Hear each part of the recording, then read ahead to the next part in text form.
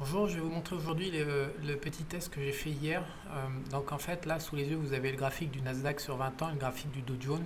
Le Dow Jones est en bleu et le Nasdaq est en noir.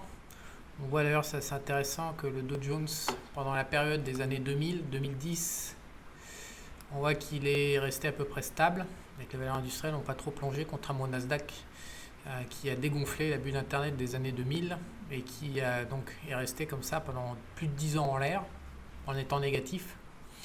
Et puis après on voit l'explosion depuis la bulle, comment dire, la croissance par technologie qu'on connaît depuis 2015, grosso modo on voit l'envolée du Nasdaq alors que quelque part le Dow Jones lui reste stable et ne crée pas de valeur. Donc c'est assez intéressant, mais c'est pas ça qui m'intéresse. Ce qui m'intéresse, c'est essayer de trouver les actifs qui permettent. Le cadre, en fait, c'est celui de la crise du siècle. Je vais revenir plus longtemps dans d'autres vidéos, mais le souci actuel, c'est que les marchés obligataires sont complètement niqués. Même, alors en Europe et au Japon et en Chine, ils sont complètement contrôlés par l'État. Ils sont devenus moribonds, en fait, des zombies. Ils n'existent même plus. Les US, ils sont passés en mode taux négatif cette année. Et donc, de toute façon, la fonction des taux d'intérêt, comme on la connaît depuis 40 ou 50 ans, ne peut plus jouer. Parce que soit les taux restent stables tout en bas, ou soit les taux remontent dans un crash obligataire. Donc du coup, on ne peut pas rééquilibrer en termes de contrôle des risques et de gestion des classes d'actifs, on ne peut pas rebalancer son risque. On n'a que l'or, les actions et les obligations ne sont plus disponibles. C'est un énorme problème. Donc ce que je suis en train de chercher, j'ai testé 200 sous-secteurs.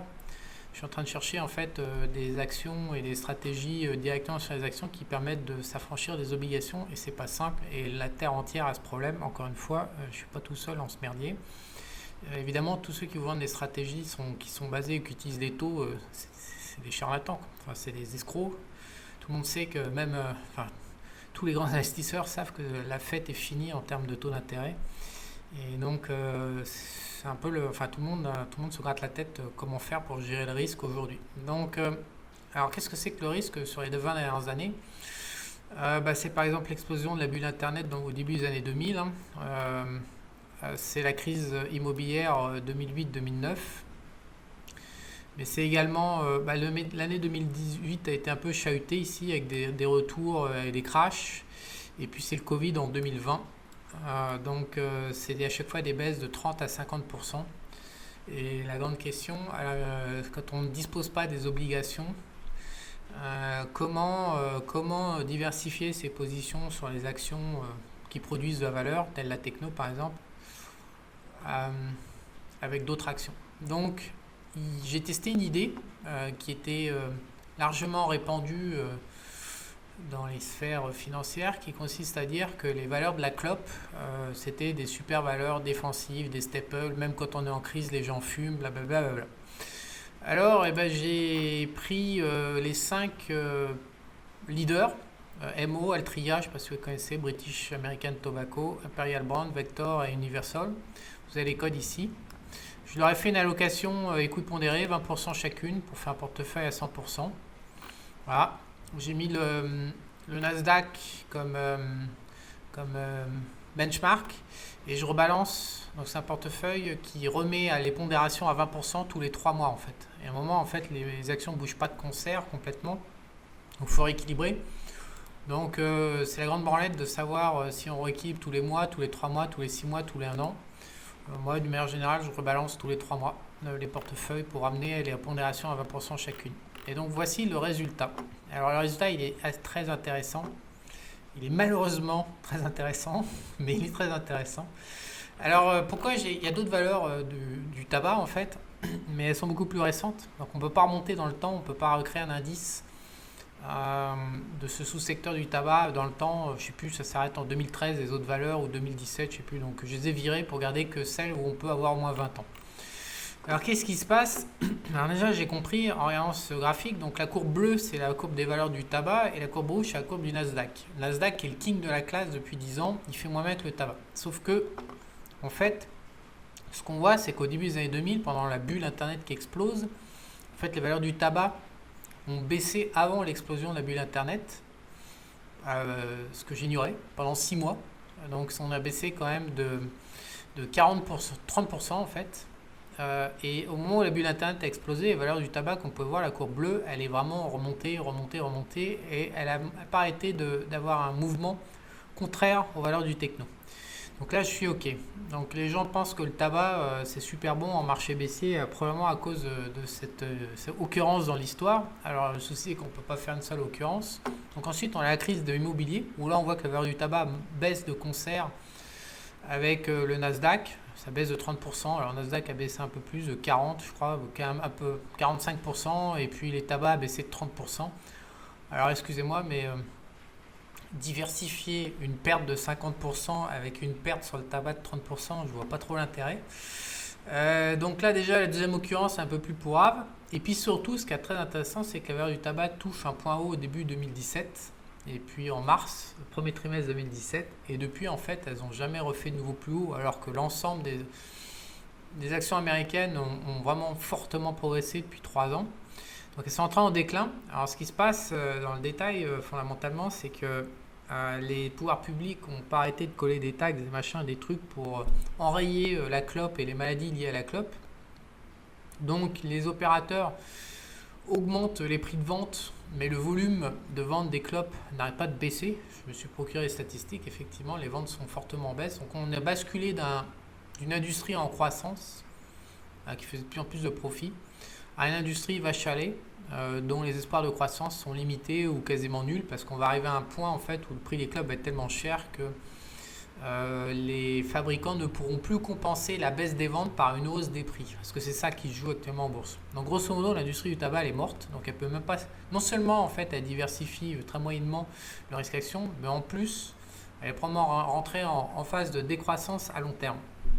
Alors ce que j'ai voulu vérifier, parce que là on démarre en l'an 2000 au plus haut de la bulle Internet sur 20 ans.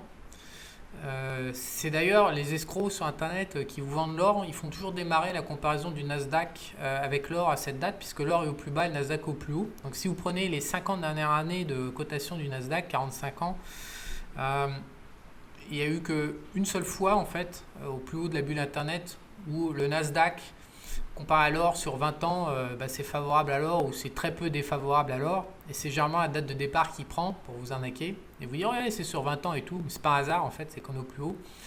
Ça permet le reste du temps, c'est à 99% du temps. Donc à chaque fois, il y a 250 séances de bourse par an, fois 45 ans. Ça fait quoi? On est quasiment à 10 000 séances de bourse. Voilà, il y en a quelques-unes seulement qui sont favorables à l'or et c'est celles-là qu'ils utilisent. Et il y en a 9 950 qui sont défavorables à l'or et ils ne l'utilisent jamais, bien sûr. Donc je vous rappelle que la date de départ pour tirer des conclusions est toujours très très importante. Donc méfiez-vous toujours, regardez toujours quelles sont les dates de départ que les intervenants prennent. Parce que c'est le gros de leur manipulation, c'est toujours via la date de départ comme ça, sur des comparaisons, sur des historiques. Ils choisissent toujours ce qui les arrange. Donc soyez très très très très vigilants sur la date de départ. Donc là j'ai pris la date de départ du 31 mars 1999 parce que, comme vous pouvez voir, en avril 1999 a démarré l'ETF QQQ en fait. Il a été créé là sur le Nasdaq. Donc je ne peux pas remonter en arrière. Mais les actions, on pourra remonter en arrière en prenant... je ne sais pas si les actions technologiques, il existe des indices qui permettent de remonter en arrière, mais je suis bloqué à cause de ça. Donc je démarre à avril 99. Donc vérifiez toujours, un intervenant sérieux doit toujours vous expliquer pourquoi il a pris une date de départ dans son graphique. Sinon, c'est qu'il est en train de vous la mettre, basiquement. Donc maintenant, ce qui m'intéresse, c'est de voir en fait la création de valeur de l'industrie de la clope par rapport au run du Nasdaq à partir de 2009 jusqu'à 2020, 11 ans, qui sont 11 années exceptionnelles. Donc ça m'intéresse de voir en fait qu'est-ce qu'a donné le tabac quand même, j'ai regardé pendant cette période. Donc 2009, puis on peut faire 2003 en fait. Mais d'abord 2009, donc on voit que pendant la hausse, l'industrie du tabac a été vraiment... il faut savoir que le Nasdaq, il n'y a quasiment rien qui a créé autant de valeur sur cette période. Aucun actif dans le monde a été capable d'enchaîner autant de création de valeur. On est comme en révolution technologique. Donc on voit que l'industrie du tabac, jusqu'à 2016, était capable de tenir la dragée haute au Nasdaq, jusqu'à ce que les gouvernements cassent l'industrie, littéralement. Donc c'est assez intéressant de voir que l'industrie du tabac crache un max de fric. C'est quand même une industrie qui est aussi rentable que la techno. En bourse.